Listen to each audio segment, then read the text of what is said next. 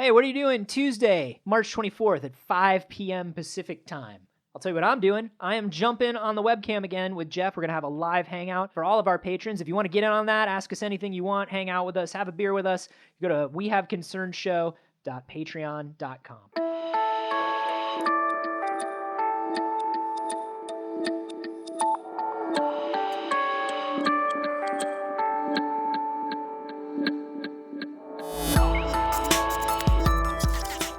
Did you watch The Jinx?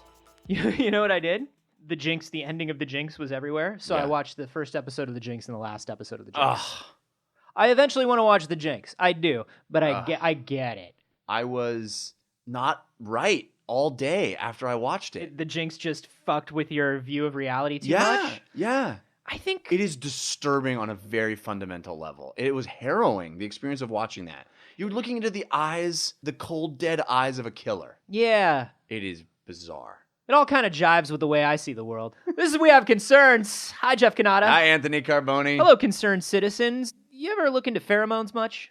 Pheromones. Pheromones. The magic pixie dust that I can put on myself and make the opposite sex fall for me madly, deeply. When I was a 17-year-old lad, Yeah. a very nerdy, introverted, like constantly worried about being hated. Mm-hmm.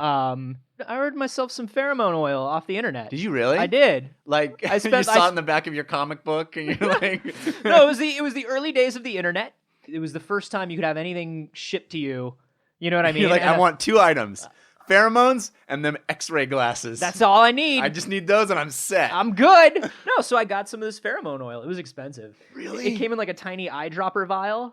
It arrives, and you're like, Like Mom, a- don't open that! Don't open that! Give me that! Like Give a me that." bit, yeah, exactly. Like it was like a little thing. It looked like vanilla extract in a bottle, and it came with like an eyedropper. And you An eyedropper. yeah, and you put it on your pulse points, and it was supposed to attract the opposite sex and Wow. and make the same sex more inclined to sort of like agree with you and make you more likable. Did it work? I'll tell you what, I think it worked the same way a lot of these pickup philosophies and other things work, which is to say not at all, except for the fact that they make you a little more confident. Yeah, a little Even- placebo action. Yeah, a little that's like- placebo effect. Like, you know that it can't possibly be working, but it's nice to kind of fall back on a totem, a charm. Right, good. But here's the thing, pheromones, whether you believe in them or not, we all sort of know that they exist.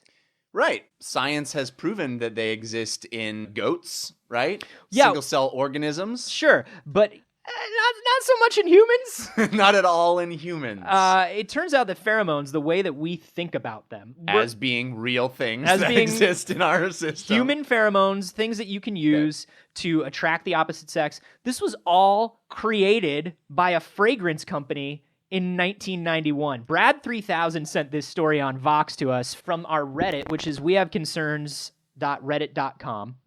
And this is a story of this company, Aerox. And Aerox in 1991 patented two molecules and decided we gotta make these molecules the must-have molecules. Gotta get them molecules, brah. We gotta get this, dudes. We gotta sell people on these molecules. We gotta let people know that our molecules are the best molecules. Hey, Sydney, come in here. We need a new plan for marketing. Now, we've been selling products up to this point. Sure. But I feel like we Products need are to... great because people need them and we'll exchange goods and services for them. Yes, but I think we need to be thinking about things on a much more fundamental level. Like, what are products made up of? Well, our current fragrance has some notes of elderberry and lilac and Yeah, but if you notice, this chart here shows the sales are down yeah. on Eau de Forest. Uh-huh. I'm thinking we need to get deeper. You know what every human being has? Like a strain of herpes? I read that it's a strain of herpes. No, that's not every human being. That's I heard just it's like most human beings well, in, most like, of the in the people next in our 20 office. years. Yes, but In the next 20 years, everybody's going to have like a dormant strain of herpes. if we keep, Is that not what we're talking about, though? that's not what we're talking. But technically, my answer was right. Well, yes. I mean, Okay. we've talked more about herpes than I was intending in this meeting. We've talked less about herpes than I feel like we need to. Well, that's a different meeting. So no, what are you saying? I think we need to sell people molecules. Actual individual molecules. Think of how many molecules they get in one box of Eau de Forest. At least 7. Well, studies show it's even more than that. You'd be shocked. And also, we need to talk to legal because they're getting herpes in every box as well, which I don't know how that happened, But that's why I'm saying it's not as big a deal as legal thinks, because in like 20 years, from what I've read, everybody's going to have everybody's going to have it. All right, fair enough. We need to sell molecules. All right. But no, so this is something where they wanted to create a fervor around these two particular molecules that they had patented, because once again, you can patent molecules because the world is fucked up. So, Right. So what they did was they basically threw their own scientific conference That's on smart. scent science in Paris, because everybody thinks, oh, perfume, Paris. I'll Yeah. just throw. So, and they had the Everything leading. smells good in Paris. They had the lead. False. They had the leading scent Except scientists. people. Yeah. From all around the world come to this event, this symposium that they had, and they gave a presentation and presented a paper that they were publishing about these two molecules being human pheromone molecules. Well, that sounds pretty legit. Who wrote the paper? Oh, it's these two scientists that actually wound up eventually working for Aerox. It's not a big deal. Oh. It's not a big deal. Did they also have stock in the company? Oh, sure, like a little bit of stock in the company. So, but not like a ton of stock. Not in like the company. controlling shares. No, certainly not. Right. But they gained money because Aerox patented these molecules and told people that pheromones are a thing. That's such a closed-minded way to look at it, Jeff. So no, but what they did was they presented and they published, and just by doing that, now the only results they had were these two molecules caused a physical reaction in the nose. Yeah, there's tissues in the nose that responded to these two pheromones, which they extrapolated as being, you're sexually turned on. I don't know about you, but when I get going, Yeah. my nose just swells. Oh, it flares. That's how you can You're tell. like all nostril. Everybody turns into an anime character whenever they see somebody hot. Their nose just starts bleeding. Addy, addy, addy. Yeah, so that's the weirdest thing, is that this is really a story, right, more about science in general than it is about this particular thing, because this was accepted as baseline truth. Well, now, here's the thing. To publish, it doesn't need to be baseline truth. It just needs to be reviewed. The research needs to be validated. Yeah, The experiment needs to be validated. right. And the conclusion needs to be somewhat reasonable based on the research. So they published it. And so what happened was everybody at the symposium went into a fervor, whether you believed in pheromones, whether you didn't believe in pheromones. If you were working in the field, obviously the only thing anybody was publishing was about pheromones, because that was what everybody was talking about. Right. And if you work in the academic space, you have to publish once a year, basically, at most institutions to keep your job. Right. So if everybody's talking about pheromones and that's what everybody wants to read about, that's what you study that year. And just by saying, even by saying over and over again in multiple papers, no, there aren't pheromones, Right. you've still put pheromones into the world as something that's being studied. And then it becomes something that people go, oh, pheromones, those are a thing. Yeah, it seems crazy to me that this all happened in 1991, because that seems so recent. And I feel like I've always known about pheromones. Because it happened when we were kids. Right. So because it started happening when we were kids, now it's just accepted. And we see this a lot, where just by talking about something in the scientific community, whether it's validated or not, it becomes a thing just because everybody's talking about it. It was actually very brilliant marketing by Aerox. You think about the anti-vaccination movement based on one study. Turned out to be a bullshit study. Right. But the study was out there, and because the study was out there, people had to respond to it. Right. And all of that response made it a topic of discussion, which means like, well, why are people arguing this? If you're arguing about a thing, the thing must exist in some form. Yes, if you have two experts from either side has equal weight, so there must be a debate, when it's like, no, there actually isn't I wish a we debate could just... about this. And I feel like the internet has made this so much worse, where it's like, everybody has an equal say. Right. No. No. No, you do not. Just because you can tweet at the smartest man in the world doesn't mean you have an equal say to him. Fuck you. Yeah. But there's a lot of that. There's like, there's such a thing where people will read 2 papers, 3 papers, or even just abstracts from papers, or watch a couple videos, and they're just like, well, I heard that that's not true, so it's not. The hard thing, too, is that it's hard to prove the absence of something, right? Like, we don't even know that pheromones aren't a thing. We just know that these aren't pheromones, right? There still may be human pheromones. They haven't been discovered yet, but we know that human pheromones haven't been discovered. And pheromones are a thing. Pheromones exist. They're a thing, like you said, they're a thing in single-celled organisms. They're a thing in the animal community. There are hypotheses now that say pheromones may be a thing in humans, but the reasons we haven't found them is because we are so much more complex systematically, like both neurologically and emotionally and Right, because in a just goat, physically. in a goat, they can prove it because what they do is they find that a male goat, put him in a bunch of females, and the females start ovulating, right? But if you castrate that goat, or a different goat, and you put a castrated male goat into a bunch of females, they don't start ovulating. So they were able to have this binary one-to-one comparison and then isolate the molecules that actually are emitted. And they were able to find, in goats there are pheromones. But humans, we can't really do that, mostly because people don't like getting castrated. Sure. I think it's fair to say I have a pretty lofty opinion of myself, but it's fair to say that if you put me in a room with a bunch of women, they don't all start ovulating. Well, I think that's fair. They don't all start ovulating. I think it's reasonable to assume that my very presence does not make females ovulate. Right. Well, maybe. That's only because you were castrated as a young boy. Right. So but your singing career really took off. Oh, Sanctus Spiritus. Beautiful. It's truly beautiful. Thank you. That was worth both of your balls. I don't think it was. I really don't think it was. Yeah, in retrospect, it's like, I appreciate having the extra octaves of range, but the apparatus that I use to urinate. You don't even want to know. It's like, I mean, come on. Plus, I'm only 4'6". I mean, a lot of things. Regrets. I have regrets. Regrets, I have a few. You make rash decisions as a young man. You think, I want to sing forever. Yeah. And I want to sing like this forever. And you make choices and you sign contracts. And all I'm saying is... Which I'm not sure those were legally binding now that I look back on it. I really just did not a lot of thought is what I'm saying. But yeah, I think, sure, we evolved from animals. We evolved from simpler creatures. There is reason to believe that we have similar physical systems.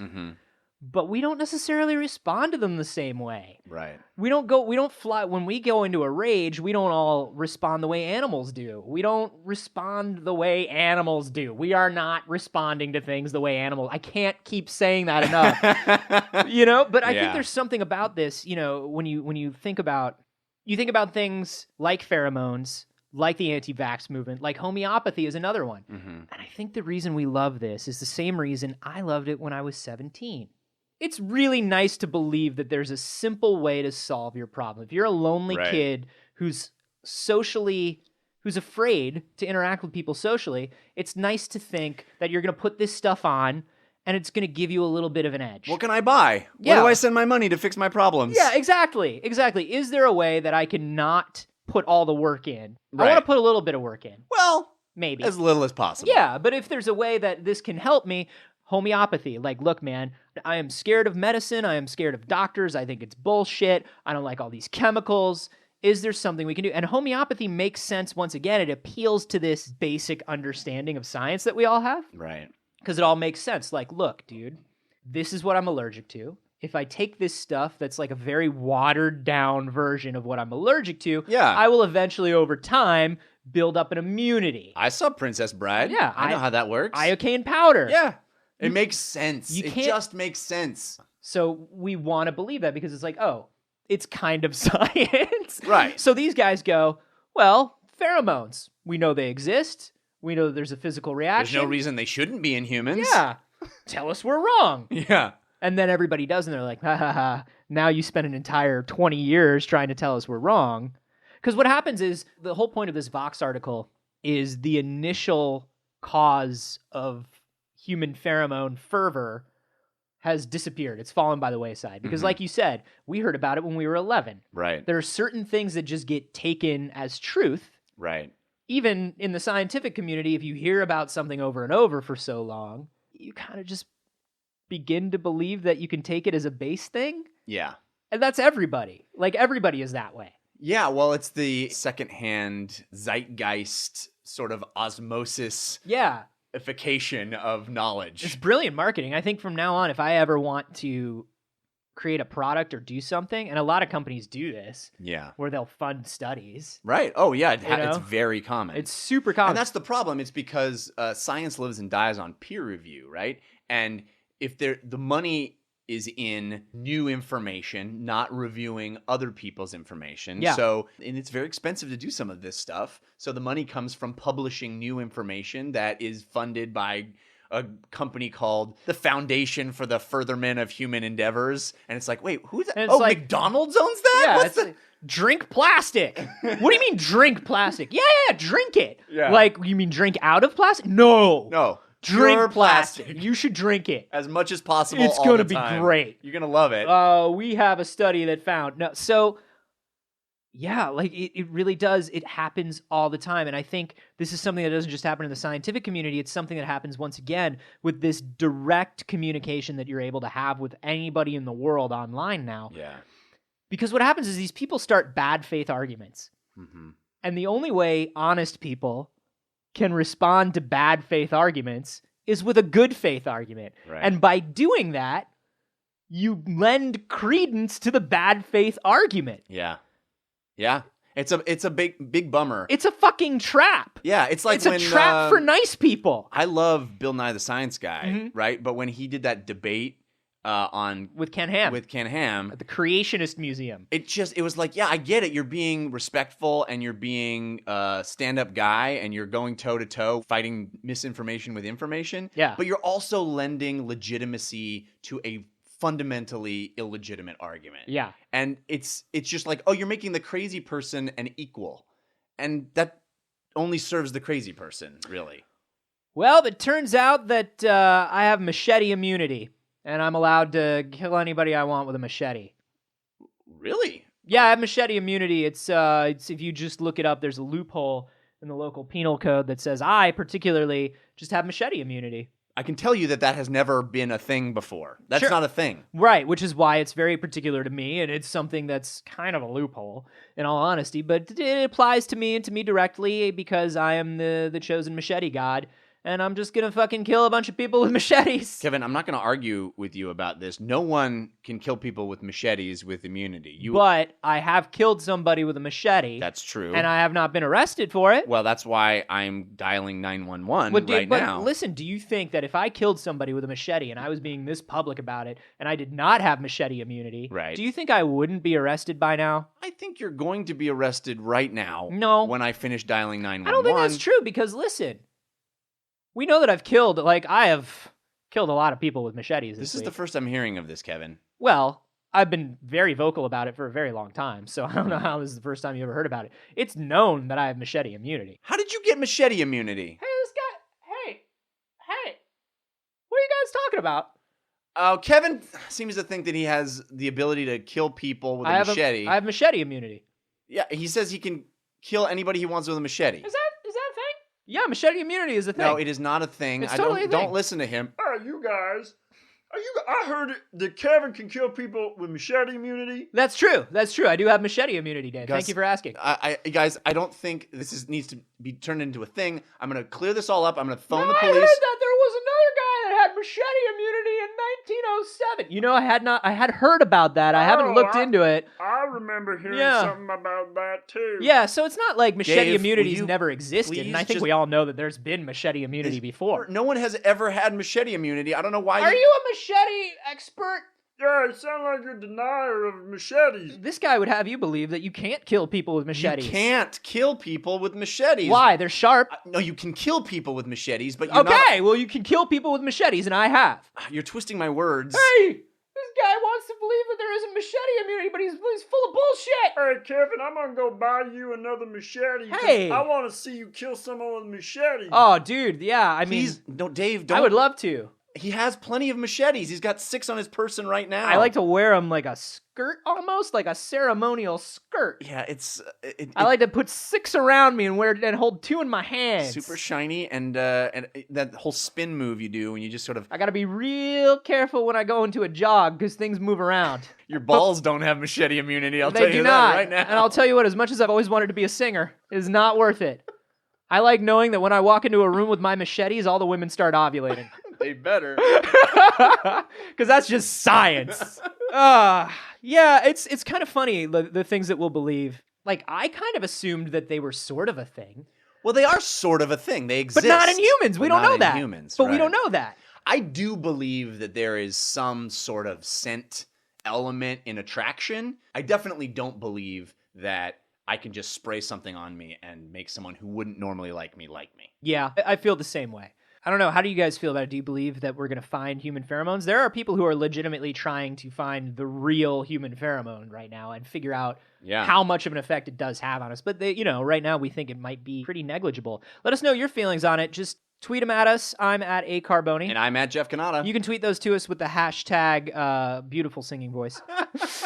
And hey, if you're enjoying the show, please, if you would, leave a review for us on iTunes because it really helps us out. It raises our ranking. It introduces new people to the show. 5-star reviews are very, very much appreciated. Yeah, what you do is you go to iTunes, you leave a 5-star review. Do not review the show. Oh, God, no. Why would you do that? It's worthless. Nobody reads those. Don't review the show. Please. But what you do is you just write down if you've ever had any experience with pheromones yourself. I couldn't have been the only lonely kid that bought some pheromones. What have you sprayed on yourself? Yeah, what have you sprayed on yourself lately? Whoa, phrasing.